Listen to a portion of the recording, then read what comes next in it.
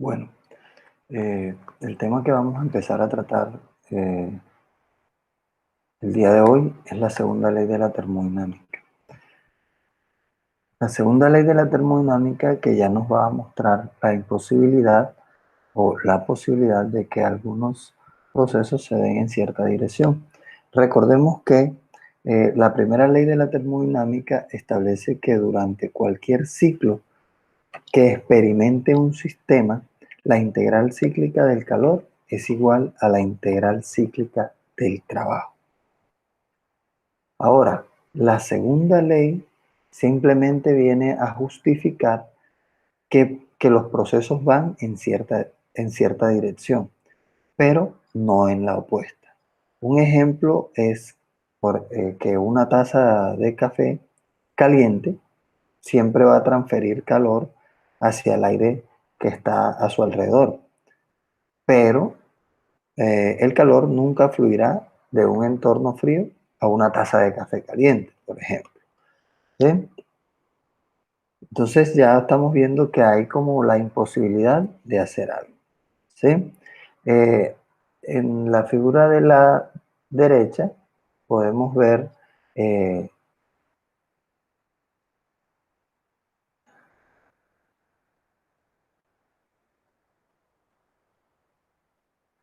el experimento de Joule, ¿sí? Con el cual él demostró la equivalencia, la equivalencia mecánica entre el calor y el trabajo. ¿Sí? En este sistema termodinámico, la rueda de paletas, ¿sí? La rueda de paletas que está en el interior del sistema, en el cual contiene un fluido, ¿sí? Al dejar caer las pesas, gira, ¿cierto? Entonces, realiza trabajo sobre el sistema a medida que estas pesas descienden, ¿sí? Y el ciclo se completa porque al realizar ese movimiento de las paletas en el fluido, se da un aumento de temperatura, lo que quiere decir que hay una transferencia de calor hacia el entorno. ¿De acuerdo? Entonces, por experiencia se sabe que no se puede invertir este ciclo, ¿sí? No se puede invertir. ¿Qué quiere decir? Que si yo transfiero calor al fluido, ¿sí? La temperatura aumenta, pero la rueda de paletas no girará y elevará las pesas que acabamos de dejar caer, ¿de acuerdo? Entonces, en esta segunda ley de la termodinámica nos va a definir dos dispositivos termodinámicos que trabajan en ciclo y logran romper la dirección natural de ciertos procesos, ¿sí? ¿Cuáles son estos? Las máquinas térmicas y los refrigeradores. Entonces, sabemos que la transferencia de calor de un sistema a baja temperatura a uno de temperatura más elevada no se puede realizar y que es imposible completar el ciclo únicamente conteniendo transferencia de calor, ¿sí? Otra de las premisas que trae la segunda ley de la termodinámica es que no se puede producir trabajo positivo únicamente con una transferencia de calor positivo, ¿sí? Ahora, con la máquina térmica, que es la imagen que tenemos a la izquierda, ¿sí? Que trabaja en un ciclo utilizando ciertos dispositivos termodinámicos que trabajan a régimen permanente de flujo estable, como son la turbina, el condensador, una bomba y una caldera, ¿sí? Entonces, con esta máquina térmica se puede tener un sistema que funcione en un ciclo y realice un trabajo neto positivo y una transferencia de calor neta positiva. Con el refrigerador se puede tener un sistema que funcione, que lo vemos ahí a la derecha, ¿sí? Un sistema que funcione en un ciclo y que transfiere energía desde un lugar a baja temperatura hacia otro de alta temperatura. O sea, estamos invirtiendo la dirección natural de los procesos en este caso, ¿cierto? Porque sabemos que la transferencia de calor únicamente se da de el sistema de alta temperatura hacia el sistema de baja temperatura. ¿De acuerdo? Entonces, la segunda ley de la termodinámica viene definida por dos enunciados. Son dos enunciados negativos, ¿sí? Uno es el enunciado de Kelvin-Planck, que nos plantea la imposibilidad de tener un dispositivo que funcione en un ciclo y no produzca ningún otro efecto que intercambiar calor con un solo depósito, ¿sí? Aquí nosotros tenemos la máquina térmica. Si vemos las flechas, la dirección de la transferencia de calor, ¿sí? Las flechas, hay uno que es salida de trabajo, entonces trabajo neto positivo, pero debemos utilizar una entrada de calor positiva, pero además se debe tener un rechazo de calor, o sea, una transferencia de calor negativa, ¿de acuerdo? ¿Cómo sabemos? Entonces, una caldera es un intercambiador de calor en el cual utilizamos la energía térmica de algún combustible para evaporar agua, aumentarle la energía interna al agua, convirtiéndola en un vapor sobrecalentado, el cual es dirigido a una turbina, la cual realiza una expansión isoentrópica de este vapor sobrecalentado para producir cierta cantidad de trabajo positivo, ¿sí? Pero necesitamos tener un rechazo de calor que lo hace el condensador. Entonces rechaza calor a un depósito o a un sumidero, ¿sí?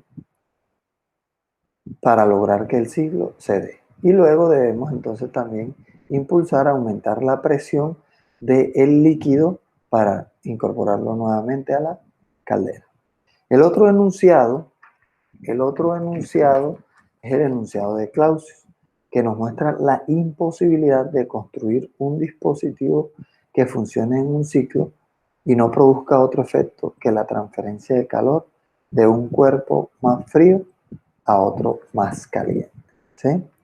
Entonces, es imposible que nosotros podamos transferir calor únicamente, ¿sí? Con efecto de transferencia de calor de un lugar de baja temperatura a uno de alta temperatura. Entonces, para eso necesitamos la entrada de un de un trabajo neto. O sea, si es entrada de trabajo, sería un trabajo negativo. Entonces, la cuantificación de estas transformaciones viene dada por la eficiencia térmica, ¿sí? ¿Qué es la eficiencia térmica? La eficiencia térmica es la relación, ¿sí?, entre lo que queremos lograr sobre lo que nos cuesta lograr eso, ¿sí? En términos de energía vendría siendo la energía que se busca sobre la energía que nos cuesta.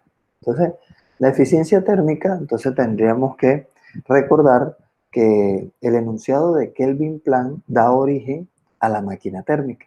Entonces, la máquina térmica es un dispositivo con el cual queremos producir trabajo neto positivo, ¿sí? Entonces, esa eficiencia de la máquina térmica vendría dada por energía que busco, el trabajo de salida, ¿cierto? Y la energía que me cuesta es la transferencia de calor en la entrada, o sea, la transferencia de calor en la caldera en este caso, ¿sí? Entonces, esta relación, si nosotros tomamos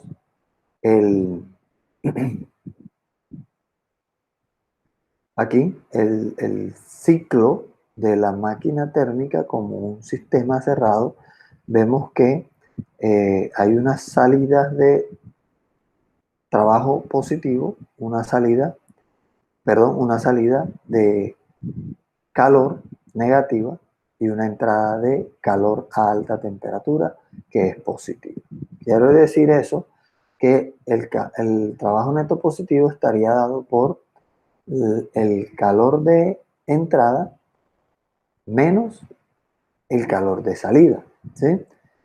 Entonces, haciendo aquí un reemplazo y un artificio matemático que es separar, separar los dos términos, calor de entrada menos calor de salida, ¿sí? Separar por el denominador, tendríamos entonces que la eficiencia térmica estaría dada por la ecuación 1 menos calor de salida sobre el calor de entrada.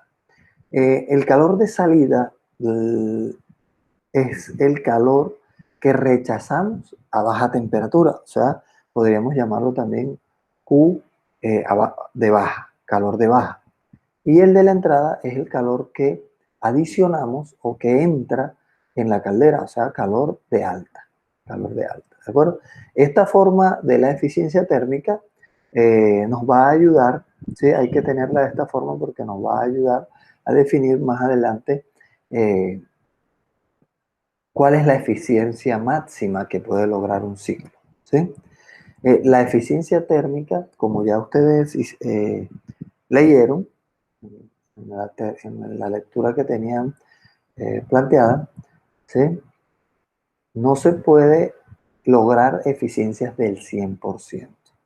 Si lográramos eficiencias del 100%, querría decir que estábamos violando los enunciados de la segunda ley, ¿sí? Porque si yo tengo aquí entrada de calor de 1000 joules en la caldera, para que la eficiencia sea 100%, debo producir 1000 joules de trabajo en la turbina. O sea, no tendría un rechazo de calor a baja, ¿sí? Si vamos al enunciado de Clausius, ¿sí? Si yo eh, absorbo, o sea, retiro 1000 joules de calor de un espacio a baja temperatura, debería entonces también rechazar 1000 joules de calor a un sumidero de alta temperatura. ¿De acuerdo? Entonces, no se puede romper eso, al menos que se utilice la máquina térmica y el refrigerador. Entonces, como ya definimos la máquina térmica, también vamos a tener para el refrigerador una eficiencia. Esta eficiencia se denomina coeficiente de operación, ¿sí? COP, coeficiente de operación. COP no, pues también coincide con las iniciales de coeficiente de operación, pero realmente esto viene de las siglas de Coefficient of Performance, o sea, coeficiente de rendimiento, ¿sí? Entonces, lo mismo, el coeficiente de operación también tendríamos que buscar cuál es la energía que queremos y cuál es la que nos cuesta. Lo que queremos con el refrigerador es el calor de baja, porque lo que queremos hacer es disminuir la temperatura en cierto lugar o en cierto sistema, ¿cierto? Entonces, el QL es nuestra energía deseada. Y el calor de entrada, ¿sí? Sí, lo que nos cuesta es el W, o sea, el calor neto que entra, ¿cierto? Haciendo la misma relación que acabamos de hacer con la máquina térmica, donde si se hace el análisis como un sistema cerrado, vamos a tener que el calor entra, perdón, la potencia que hace funcionar el compresor es de entrada, o sea, es negativo, ¿sí? El calor que queremos es de entrada, es positivo, pero hay un rechazo de calor a alta temperatura que sale en el condensador, ¿sí? Entonces, haciendo la relación como sistema cerrado, tendríamos que el trabajo neto que entra es igual al rechazo de calor a alta temperatura menos la entrada de calor a baja temperatura. Rechazo a alta temperatura menos la transferencia de calor a baja temperatura. Realizando también un artificio ahí, dividiendo el numerador y el denominador entre QL, vamos a tener entonces QL sobre QL1, aquí me quedaría QH sobre QL menos QL sobre QL, que es 1. Entonces, esta ecuación es la que nos define el coeficiente de operación. Y nuevamente, vamos a necesitarla para poder determinar cuál es el coeficiente de operación máximo.